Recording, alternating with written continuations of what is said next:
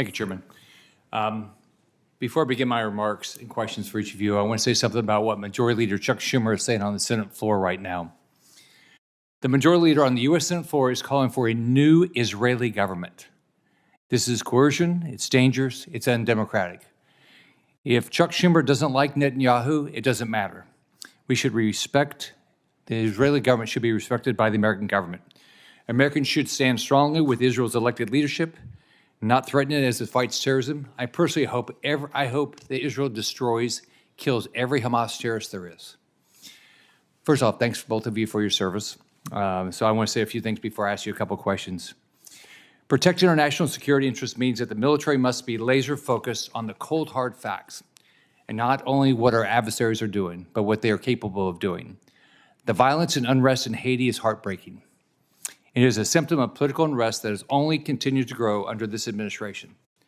Not only has the Biden administration taken an active role in destabilizing the region by appeasing Cuba, Venezuela, and Nicaragua, but it appears that the White House is totally unprepared to deal with the consequences of the political unrest these regimes create and support. The policy of the United States cannot be that we just let everyone in our country totally unvetted anytime there's trouble around the world.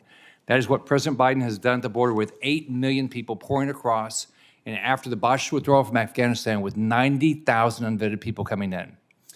Not only does this administration open the floodgates for people who don't know anything about what we believe in to come to our country, President Biden and Democrats at every level of government then give these individuals cash, phones, lawyers, and everything else paid for by the U.S. taxpayer. The entire Biden administration can be summed up as this. Biden creates a magnet for illegal immigration here, appeases evil regimes, then forces the American people to pay for the unrest, humanitarian crisis, and mass border crossings that result. It doesn't work, and it can't be our answer to the chaos in Haiti. It's also worth knowing that all of this works to the benefit of our adversaries, like China, Russia, and Iran. Our enemies thrive on our chaos. These evil regimes are working every day to expand their foothold in the Western Hemisphere and increase the ability for their proxies to threaten the U.S. and destabilize the region. For Southcom, we see Iran infiltrating the region and Communist China using initiatives like Belt and Road to spread their influence and saddle poor countries in Latin America with massive debt. For Northcom, we see Russia and Communist China using unconventional warfare, especially cyber attacks, going after our supply chains or taking advantage of the open border. We are even seeing our adversaries undermine U.S. security while expanding their reach in places like the Arctic, bringing their militaries closer to the U.S. So I have a couple questions. General Richardson, let's start with Haiti. The people of Haiti have reached a breaking point. Florida families, we have a lot of Haitian families in our state, are compassionate.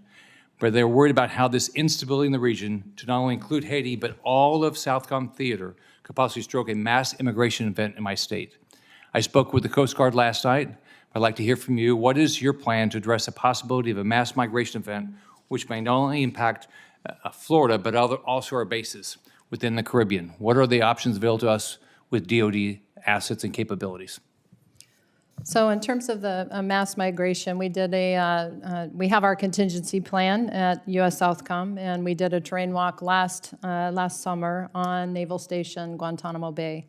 And that was with all of the interagency to walk through all the processes and ensure that all the steps that are necessary to take place are actually in place. Everything is refreshed, the equipment, everything is ready to go. And so as we work through all of our contingency plans, I assure you that U.S. Southcom, the Department of Defense, are ready to go. Second question for General Richardson. I worked on, and a lot of us worked on getting a dual-use amendment for Homestead Air Force Base in the fiscal year 23 NDA. This base allows us to project power in the hemisphere where enemies China, Russia, and Iran as proxies are present and they're active. I asked Air Force leadership about the future of Homestead and having a permanent flying mission at the base. General Brown assured me that he was committed to having a platform operate out of Homestead. Can you talk about the strategic value of the base and why we need it? So Homestead Air Reserve Base actually is a great staging platform. When I was in Northcom in my previous job as the Army North Commander, we staged out of Homestead for the response into the Bahamas for the damage that was done by Hurricane Dorian. We launched our missions. My Theater Special Operations Command is at Homestead Air Reserve Base, Sauk South. And so being able to, and we staged our 2 missions that we conducted into Haiti. this past week from Homestead. And so the ability for the Department of Defense to have Homestead as a staging base in South Florida to be able to jump to respond to humanitarian assistance and disaster response type activities is very hugely helpful. Thank both of you. Thank you, Senator